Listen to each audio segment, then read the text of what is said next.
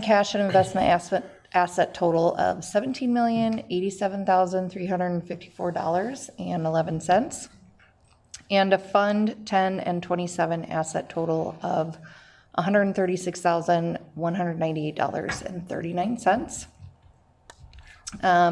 Look over my petty cash. Can I just hop in? Oh, yeah. So that amount, that last number, the 136, 198, that's our true fund balance. At this point in the year, this is our low point in cash. We did receive our one of our state aid payments on December 4th, so that helped boost it back up, but this was as of November 30th. So from November 30th to December 4th, it was just a little over $100,000 that we had for true general operating purposes. We will get a influx of cash with the January property tax payments, and all indications show that we will not have to short-term borrow unless some unexpected bill comes in. But from what I've projected, we should not have to short-term borrow this year. So that'll save us money on interest. Yeah, that's great. The payment of accounts payable bills dated November 1st through November 30th, 2023. This includes paper checks numbered 72-246 to 72-296, wire transfer checks numbered 2023-00484 to 2023-00617, and ACH checks numbered 2324-00043 to 2324-00059 for a total of $1,202,920.97.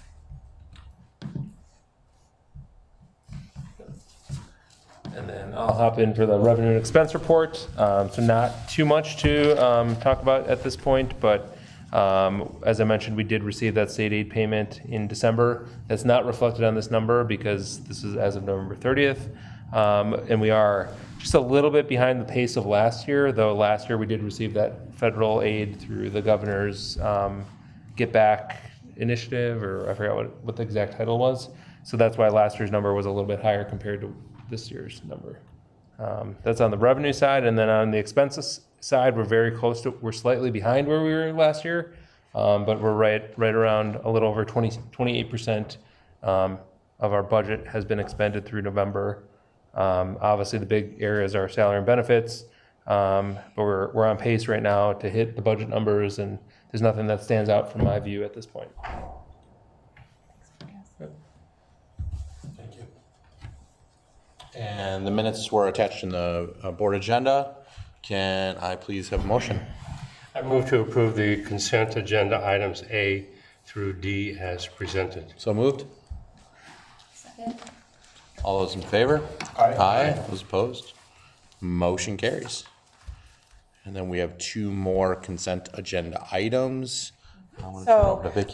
We want to wish Jennifer Perillo the best of luck as she's looking for another role outside of special education. So she's no longer working for this. So part of the consent agenda is to approve her resignation. And then also want to let the board know, we have been having a lot of conversations with staff related to the appointment of a principal for Christy Weinstock. So as you know, she's been the interim and doing an excellent job. Many of the teachers, when we interviewed, I had interviews, I had an anonymous survey go out. Some were saying this was like a real live interview, like we've got to see her in action as she responds to different things. So for overall, the feedback has been incredibly positive. Terms like proactive, responsive, certainly positive. One of the groups that I had when I put this slide in that I failed to say, she gives feedback. She's willing to position herself where she may not agree with the decision and the room wants something, but she gives a reason why it's not going to work, and she's consistent with that, and the teams really appreciate that consistency. Again, over 85% preferred that the board not open up for interviews, and you would appoint her. Like the interview pool, I've talked to everyone from student services, the front office staff. I've talked to every single grade level team. I met with the electives, and if it wasn't an entire team, it was the building leadership team rep. So I would love to say, she's been doing a phenomenal job, and you'll see in a couple slides some of the other work she's been doing. I just think it's a really great opportunity for the district to have Christy as the principal. So, We feel the same. Can I please have a motion to approve consent agenda items E and F? Point of order. Did we Yes. skip over the minutes for the regular school board meeting for a purpose, or doesn't it? That's just part of the consent agenda. All right, Yeah. thank you. Yeah. I move to approve the consent agenda items E and F as presented. So moved. Second. All those in favor? Aye. Aye. Those opposed? Motion carries. Congratulations, Chris. Congratulations, Chris.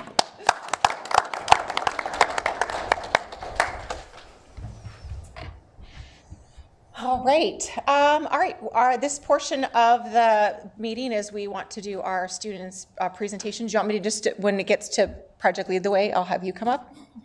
Okay. All right. So a lot of our students are getting ready for the holidays, and so we made video instead of having them come down. Oh, hello. Did I do it wrong?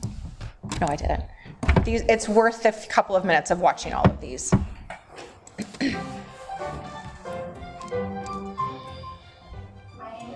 My name is Catherine Schaap. I am the middle school art teacher, but I also teach electives as in art and ceramics. Ceramics is a new program that we're offering this year for 7th and 8th graders to take as an elective, so it's a choice-based class. And we've never done this before, so this is really exciting. My background's in ceramics, so I was really excited to take this on and to build this. My philosophy is kind of the students need to get their hands dirty to be able to learn. So that's the biggest point. Like, I can teach and I can talk to them all day, every day, but until they're actually putting their hands on the clay, they're not gonna learn from anything for building purposes and stuff like that. We start with 2 main building processes, so coil building and slab building. We also start talking about glazes, underglazes, and different techniques like that. So there's some really cool stuff out here that we're building. I'm really pushing them to build big. We start with coil building and slab building. Those are kind of like the 2 main building methods that you would have to use to make anything out of clay correctly. And then we talk about drying times and the importance of making sure things are dried and attached well, because otherwise they could go kaboom in the kiln. So we don't want those things to happen. But we also talk about like mistakes, and that it is okay to make mistakes, and when things break or fall apart, it's very upsetting and it's very personal, but how do we move forward? So I'm really trying to teach like perseverance, patience, and persistence, I guess. So 3 P's of everything. But those are some things that I'm kind of working on right now. So our first project, like Elizabeth said, was coil vessels, and you had to shape the coils in the shape that you wanted to scratch and slip and all connect them into a vessel, which is a vase. It's something that holds something as in like water, fluid, or anything. And then now we had just worked on our lidded containers, and it was made out of slabs. So you would roll out a slab and put it together and to make a shape, and then a lid on top of it. You had to take inspo from your favorite movie or TV show, and then you had to make something out of that. During art class, I would always like doing the clay things rather than the just regular drawing. And I think I'm gonna take like pottery and stuff in high school, so I think this will help and like help practice for that class. In art, nothing really fails because you could just make it into another piece of art. So excited. That's great. Yeah. Philosophy. All right, and then we've got Project Lead the Way. Do you want me to show a video and then you want to say some things, or you want to segue? Okay. Well, we're happy you're here, Jeff. Working on that. Project Lead the Way this year has been a great opportunity for kids to, similar to the art, learn how to persevere, how to fail, how to find a way to get around that failure and make it a success. Most of the 6th, 7th, and 8th grade projects that we're working on all start with a design brief, and we have a client, we have a set of criteria and constraints that they have to follow, and then they work in teams to develop multiple solutions, and then they use a decision matrix to find the one solution that they want to go with. And then they make it, and then they test it, and they see, well, that didn't work. And then they tweak, and then they test it again. And so some of those projects that we've been doing in 6th and 7th and 8th grade with these students, I did bring a couple with, but I'll see what the video shows. Okay. And 4th and 5th grade, it's a great opportunity. I love working with the 4th and 5th grade because they got a little bit of energy. And those are all set up very similar to, we teach 1 lesson, 2 lessons, 3 lessons on Earth history, Earth's history, or in 5th grade matter and different parts of matter. And then we do a problem and then a project at the end. And they learn how to get to work together, learn how to develop a plan. They go through the engineering design process. So some of the things I think you're going to see in the video. I'm excited. Okay. So, that's all. Thanks, Jeff.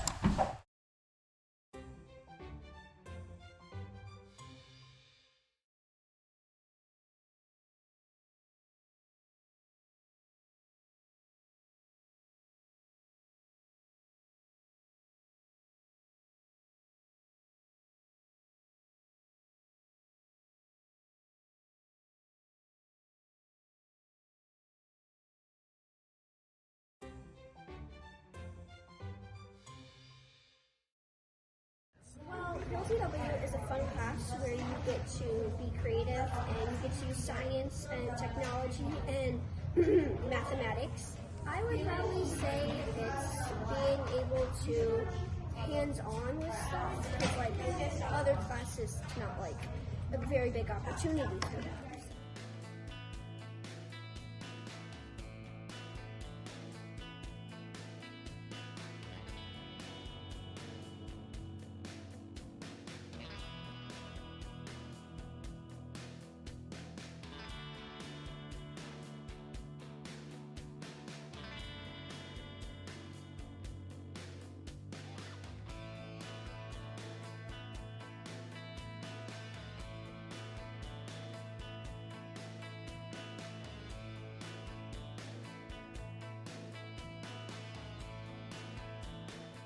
Hello, I am Paige, an 8th grade student in Project Lead the Way, and right now we are working on a puzzle cube. We make the puzzle cubes by putting these little cubes together to form a little puzzle cube that you can take apart and put together. People could play with it, and once we get our parts checked over by the teacher, he allows us to 3D model it in a 3D modeling website called Tinkercad. After that, he will attempt to 3D print them, and we can make a prototype out of actual wood using our puzzle pieces.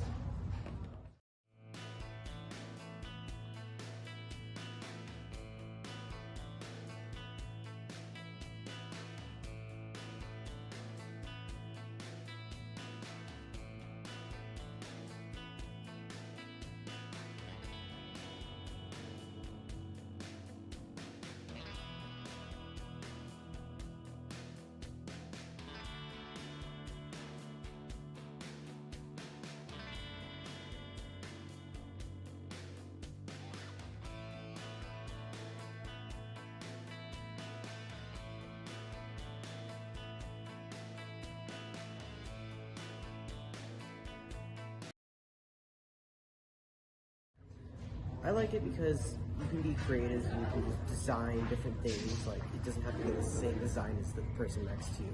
And you can come up with different creative ideas in other ways. I think that's really awesome.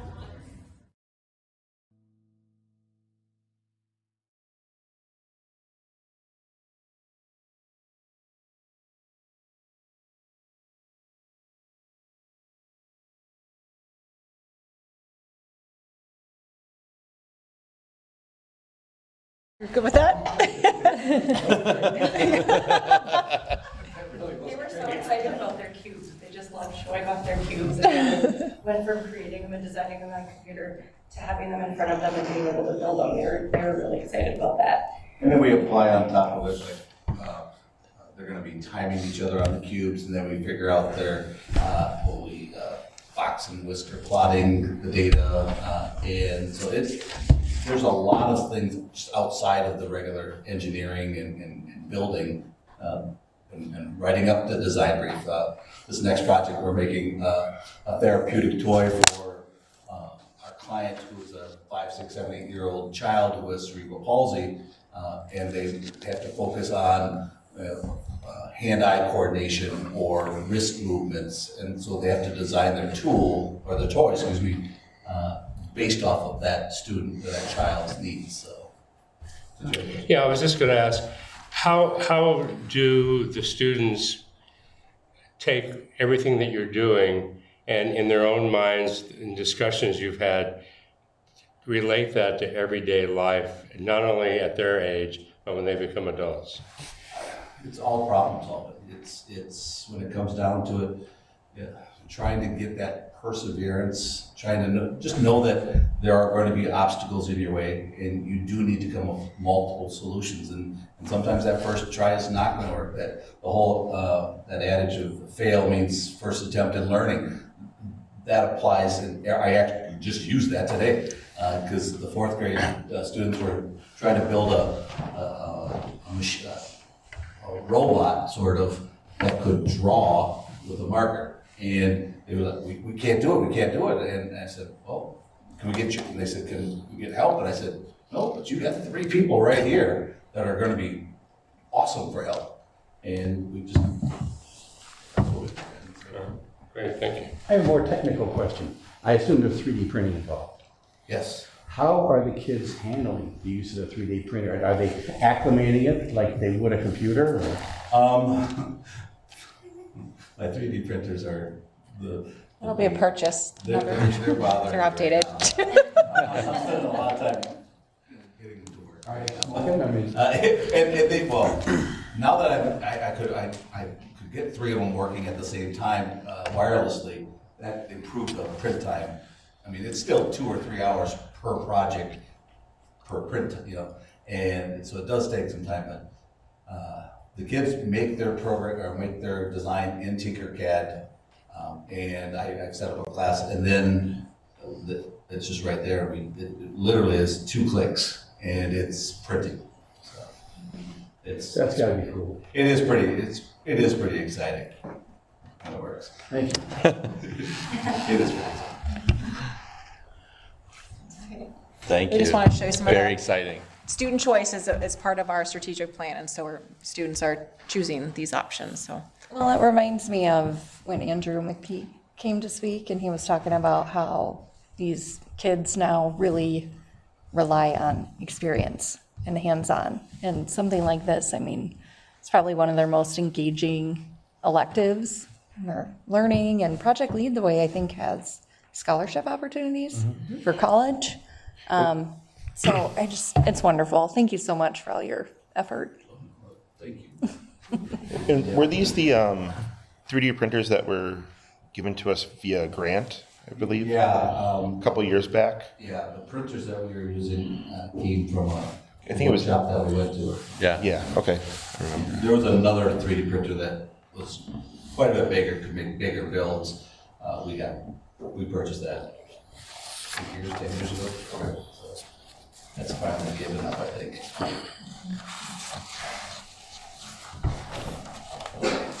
All right, I feel like we have no public comments this evening. So we're gonna move on to action items. All right, I think this is the only action item on the agenda. It is to approve an air handling unit replacement. So 2 of our air handling units, numbers 3 and 4, require replacement of condensing units and cooling coils. So replacing these parts are in effect a complete restoration of the air handling units. We did replace air handling units 1 and 2 in the summer of 2022. We have 4 big air handling units on the property. So all 4 will have been replaced within the last year and a half. And just for context, those 4 units were all done in 1995. So they lasted 27 years. So the hopes would be we wouldn't have to replace any of these 4 for another 25 plus years. This purchase would come out of Fund 46, our long-term capital improvement plan, which we modified at the last meeting to add up to $220,000 for the replacement of these 2 air handling units. We do currently have a balance of $5.4 million, and it's growing because we have that money invested right now, and we're taking advantage of the 5-6% interest rates right now. So we did put out 3 bids, or we did receive 3 bids on this project. One from Breeden Mechanical, one from Butters Fetting, and one from Eckhart. Eckhart did come in at the lowest at $209,540. The other 2 were a little bit higher in the 220 plus range. I talked to Steve, our building grounds director, as well, and Eckhart is more familiar with our air handling units. They did the last replacement in 2022, so he would recommend, just based off the price and their familiarity with our HVAC system, to go with Eckhart, the low bid. So we would be looking for approval on this purchase, since it is over our district purchasing policy threshold. Were these units part of the kind of strategic approach to the building as it pertains to functional life on certain items, or were we having problems, got it diagnosed, and this is where it came from? We did start having problems. They were originally in the replacement of 2 air handling units was on the original long-term capital improvement plan, but then we checked that off, and then these problems arose over the summer. We have a short-term fix, but we would like to get them in before sooner than later. And if we get them now and order them before December 31st, we'll lock in the price now before the increase. Sure. Was that part of the reason when the air conditioning went out on that side of the building? It was related partially to that. So. Yeah, it was hot in here. It was. Yeah. Yep. Financial question. Was there any indication of why the other 2 were higher? Was it parts? Was it labor? For the 2 Butters bids. Fetting and Breeden. From what I could see on the bids, I didn't Nothing dive that deep. substantial. I would imagine maybe Eckhart they have a better estimation of how long it's going to take, or the system, because they have done it before. But I did not. I just asked Steve his opinion on the matter and saw the numbers. Okay. I'm not an expert on the HVAC system either, so. I had a cheap manifold put on a car once. It was a mistake. Okay. You know, I mean, Yep. sometimes the parts are just as important as the labor. I did ask him, like, is this an apples to apples comparison? And he said it was, so. Okay. Thank you. Because it has to be for a bid, right? Mm-hmm. Yeah. Right, and what manufacturer of the? Train, I believe. Yep. Could I, my family is actually in the HVAC business. I'm wondering if you'd be okay, there's a lot of at-cost options. Could I talk with you about the specifics that you're looking for and see if, I think or this is it too I late think this to get particular another bid? situation with this stuff, we as a board have to go out publicly typically, because we're using taxpayer money, so we have to go through a bidding process. I think generally with this kind of stuff. Yeah. Are you able to add if there was another bid, or the bidding process is over? It passed already. It passed, okay. Moving forward. Moving forward, yeah. Well, hopefully we won't have any major HVAC replacements. Sure. We do have smaller units across, but they would be nowhere near this amount. Okay. Maybe add to the bid in the future if this. That's what I'm saying. Yeah. I think anything that relates to, Well, they're posted, these bids, right, aren't they? Yeah. So, I mean, if you were in the bidding game to begin with, you're looking for this stuff, generally speaking. I move to approve the full replacement of the 2 AHU units as presented and discussed with the bid going to, as recommended, to Eckhart. So moved? Second. All those in favor? Aye. Those opposed? Motion carries. All right, we just have, I believe, one informational item. I just wanted to let you know, based upon our new way we're doing our committees, we were able to have a first reading for policies on December 7th. And we reviewed several of the policies. There were no substantial changes to any of them, but I did want to make 3 brief highlights. When we discussed policy 8310 on public records, Nicole shared some good resources that we could look into when we're considering moving our written records to digital records. So we'll be exploring that option. When we discussed 9211, which is related to our district logo, Dr. Brown offered some excellent suggestions for exploring some of our Salem gear. And so we're already looking at, Nicole Paul's already in the process of looking at convenience stores to sell some of our gear. And then finally, there's been a lot of work Christy has done in our compliance with school safety for our training, our school safety plan. And it's part of our statute 11807. But the work that she's been doing with our local law enforcement, our staff, and our students has ensured that even before the policy went into place, that we were already in compliance. So I just really want to recognize the work that she's done with that. So we had a first reading, and like I said, really no substantial changes were made, and that is that. Thank you. Yeah. And there is this. Okay. So in January, you can see our next regular board meeting, but the members of our Safety, Buildings, and Ground Committee are going to be getting a schedule. They'll get actually interview packets to screen out candidates. We have 12 candidates that have applied for the new Buildings and Grounds Director. And so we're going to try to whittle that down so we have fewer people that we're going to interview face-to-face. But I want to make sure that our Safety, Buildings, and Grounds, and if anyone else wants to be on that committee, that's completely fine from the board. And then I'll have some members from our district, and then we'll have someone from maintenance and someone from the custodian team be on that team as well, just to help identify the final person. But you'll get invitations for that in January. Any other questions? I've got to thank you, if I could. Absolutely. Rough month. I did get some input from board members and administrators. I hope you're okay. Thank you. It's very important. It was 3 canceled performances, which is hard. I did get one. If you want a little holiday entertainment, get on my Facebook page. There's a video of a concert that we did in Round Lake. Started off 30 minutes. It's my wife and I doing Baby It's Cold Outside up in front of the band. She's on tenor, I'm on trumpet, and I'm kind of sneaking over towards her. And it's kind of cute. Then the next day I was coughing up and I was in the doctor's office, but thank you. Feeling much better. We're glad, Jack. All right, can I have a move to adjourn the meeting at 7:33? All those in favor? Aye. Those opposed, motion carries.